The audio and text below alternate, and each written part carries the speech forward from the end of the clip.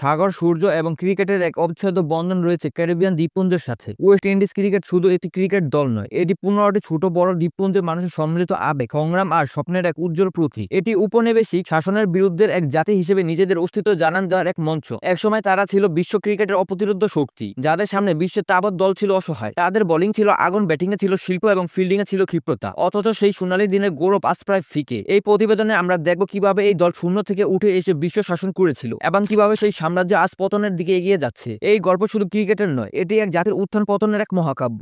তো চলুন চ্যানেলটিকে সাবস্ক্রাইব করে দিয়ে ভিডিওটি দেখা শুরু করুন। শিকড়ের সন্ধান ও আত্মপরিচয়ের লড়াই। 1920-এর দশক। ওয়েস্ট ইন্ডিজ তখন ক্রিকেট দুনিয়ার এক নবীন দল। 1926 সালে তারা আইসিসিতে যোগ দিল ঠিকই, কিন্তু তাদের ক্রিকেট তখনও পুরোপুরি বিকশিত হয়নি। এই সময় ওয়েস্ট ইন্ডিজের ক্রিকেট ছিল আঞ্চলিক বিভাজন ও ব্রিটিশ উপনিবেশিক শাসনের প্রভাবাধীন। দল গঠনে রাজনৈতিক ও সামাজিক চাপ ছিল প্রবল। বিভিন্ন দ্বীপের খেলোয়াড়দের মধ্যে ঐক্য প্রতিষ্ঠা করা ছিল এক বড় চ্যালেঞ্জ। তবুও কিছু সাহসী প্রতিভা, যেমন জর্জ হেডলি, যিনি ক্যারিবিয়ান ব্যাটম্যান নামে পরিচিত, এবং লিরি কনস্ট্যান্টের মতো অলরাউন্ডাররা তাদের প্রথম আন্তর্জাতিক সাফল্য এনে দেন। হেডলির ব্যাটিংয়ে ছিল এক অন্যরকম জাদু, যা দর্শকরা মন্ত্রমুগ্ধ হয়ে দেখত। তিনি একাই ম্যাচের মূল ঘুরিয়ে দিতে পারতেন। 1930-এর দশকে ইংল্যান্ডের বিরুদ্ধে তাদের জয় ছিল এক নতুন ভোরের বার্তা। এই জয় শুধু খেলা জিতা ছিল না, এটি ছিল উপনিবেশিক শক্তির বিরুদ্ধে এক নীরব প্রতিবাদ, নিজেদের আত্মপরিচয় খুঁজে পাওয়ার এক প্রচেষ্টা। এই জয়ের পর ক্যারিবিয়ান দ্বীপপুঞ্জের মানুষ প্রথমবারের মতো একটি বিষয়ে ঐক্যবদ্ধ হতে পেরেছিল, যা তাদের সামনে এক নতুন দিগন্তের উন্মোচন করে। ক্রিকেট তখন তাদের কাছে শুধুমাত্র একটি খেলা ছিল না, ছিল মুক্তির এক মাধ্যম। প্রথম সোনালী যুগ এবং তৃতীয় তারকার আবির্ভাব। দ্বিতীয় বিশ্বযুদ্ধের পর ওয়েস্ট ইন্ডিজ ক্রিকেটে এক নতুন প্রায় সঞ্চয় হয়। 50-এর দশকে এভারটন উইক, ফ্রাক্স ওরেল এবং ক্লাইড ওয়ালকটের মতো তৃতীয় তারকাদের আবির্ভাব হয়, যাদেরকে 3Ws বলা হতো। তাদের ব্যাটিং শৈলী ছিল অসাধারণ এবং তারা দলকে এক নতুন উচ্চতায় নিয়ে যান। উইকস ছিলেন একজন আক্রমণাত্মক ব্যাটসম্যান, ওরেল ছিলেন একজন স্থিতধী এবং ওয়ালকট ছিলেন ধ্বংসাত্মক। তাদের সম্মিলিত পারফরম্যান্স প্রতিপক্ষকে বারবার চাপে ফেলত।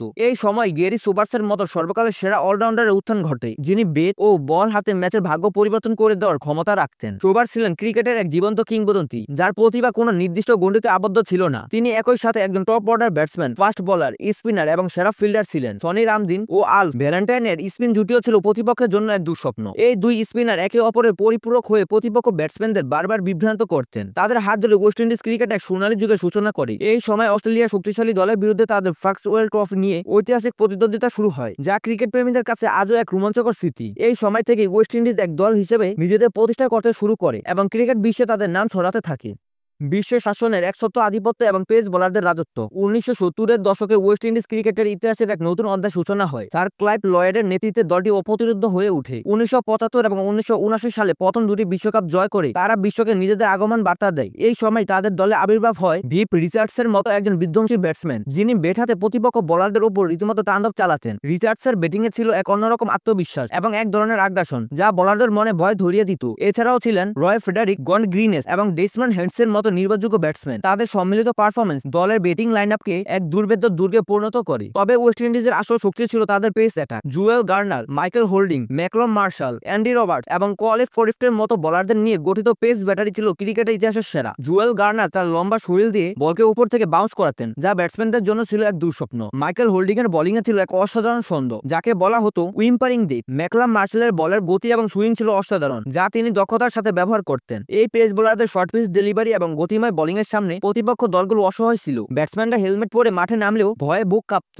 এই সময় ওয়েস্ট ইন্ডিজ টানা 15 বছর কোনো টেস্ট সিরিজ হারেনি, যা ছিল এক অকল্পনীয় রেকর্ড। তাদের এই আধিপত্য ছিল এক জাতির সম্মিলিত শক্তির প্রতীক, যা ক্যারিবিয়ান তরুণদের মধ্যে এক নতুন আত্মবিশ্বাস তৈরি করেছিল। এই সময় তারা শুধু ক্রিকেটে ম্যাচ জিতত না, তারা প্রতিপক্ষকে মানসিকভাবে পরাজিত করত। পতনের পথে যাত্রার সূচনা। 80-এর দশকের শেষ ভাগে ক্লাইভ লয়েড, ভিপ রিচার্ডস এবং পেস বোলারদের অবসরের পর ওয়েস্ট ইন্ডিজ ক্রিকেটের সোনালী যুগের অবসান ঘটে। দলটি ধীরে ধীরে পতনের পথে এগোতে শুরু করে। ব্রায়ান লারার মতো এক অসাধারণ প্রতিভার আবির্ভাব হলেও তিনি একাই দলের ভার বহন করতে পারেননি। লারার উপর অত্যাধিক নির্ভরতা এবং দলের অন্য ব্যাটসম্যানদের ব্যর্থতা প্রায়শই দলকে বিপদে ফেলত। নতুন প্রতিভার অভাব এবং বোর্ডের দুর্বল ব্যবস্থাপনার কারণে দলটি তাদের পুরনো গৌরব ধরে রাখতে ব্যর্থ হয়। 90-এর দশকের শেষ ভাগ এবং 2000 সালের প্রথম দিকে দলের পারফরম্যান্স ক্রমশই নিম্নমুখী হতে থাকে। এই সময় এক সময়ের বিশ্ব চ্যাম্পিয়নরা বিশ্বকাপের গ্রুপ পর্ব থেকে বিদায় নিতে শুরু করে। এই সময় বোর্ডের অভ্যন্তরে নানা রকম সমস্যা দেখা দেয়। খেলোয়াড়দের সাথে বোর্ডের প্রায়শই বেতন ভাতা নিয়ে বিরোধ লেগে থাকতো। যোগ্য অধিনায়ক এবং কোচের অভাব দলকে এক অনিশ্চয়তার দিকে ঠেলে দেয়। দলের মধ্যে একতার অভাব দেখা দেয়, যা একসময় তাদের সবচেয়ে বড় শক্তি ছিল। তরুণ প্রতিভা তৈরি করার জন্য কার্যকর কোনো পরিকল্পনা ছিল না। ফলস্বরূপ যখন লারার মতো তারকা অবসর নেন, তখন তার জায়গা পূরণ করার মতো কেউ ছিলেন না। ক্যারিবিয়ান ক্রিকেটের এই অবনতি ছিল এক দীর্ঘ